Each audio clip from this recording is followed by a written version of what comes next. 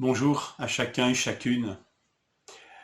Que le Seigneur nous encourage plus que jamais à être témoins, témoins de sa grâce, témoins de son amour pour les hommes, témoins de ce qu'il a accompli pour qu'il soit possible à chacun et chacune de retrouver une vraie relation, une relation authentique avec Dieu par Jésus-Christ.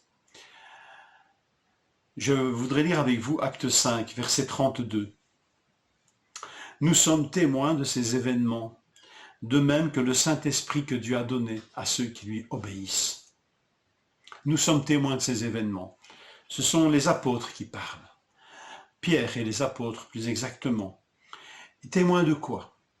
Témoins, disent-ils, de ceci, le Dieu de vos ancêtres, je lis le verset 30, le Dieu de vos ancêtres, de nos ancêtres, a ressuscité Jésus, que vous avez tué en le clouant à la croix.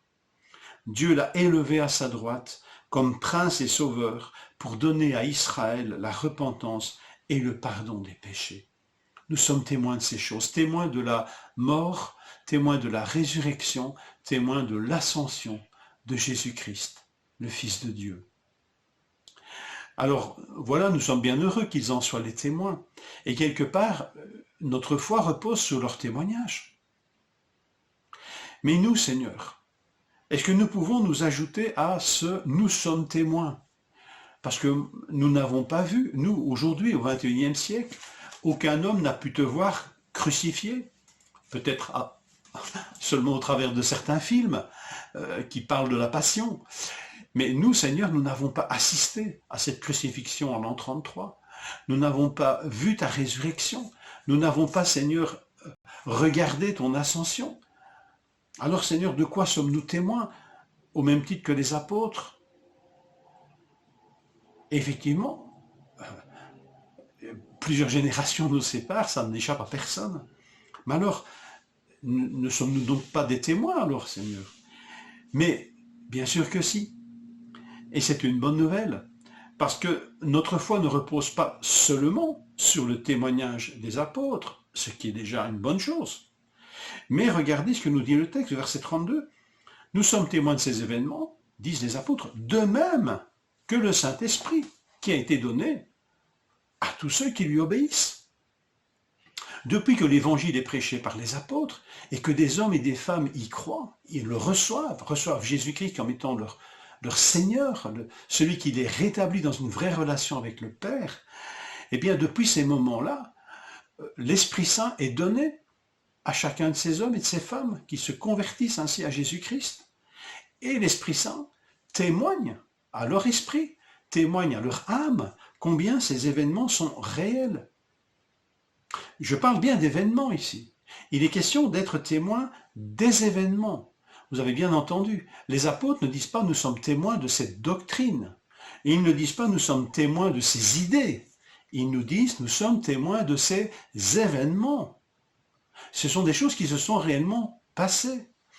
Et nous donc, nous devenons à notre tour témoins de ces événements. Et si certains nous disent « tu n'étais pas là », il y a un témoin qui atteste ces choses en nous, et c'est l'Esprit Saint.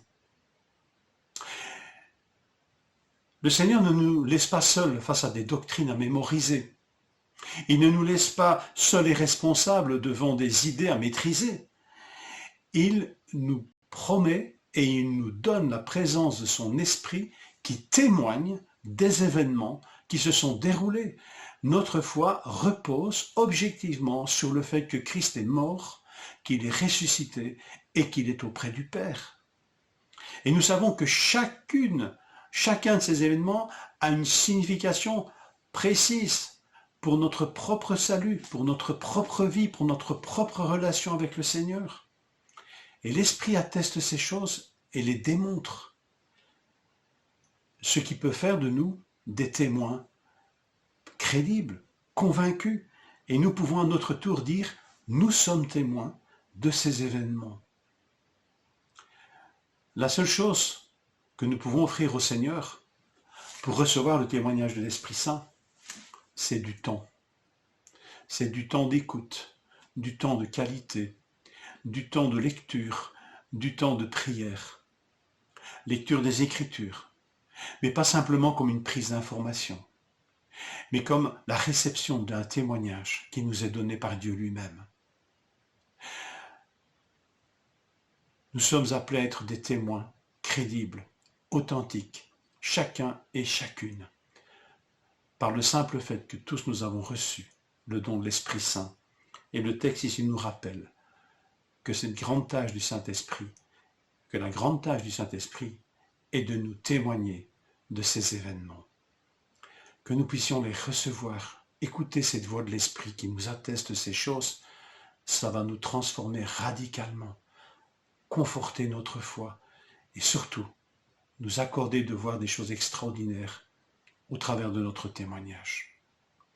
Que le Seigneur vous encourage, vous bénisse et nous interpelle. Bonne journée.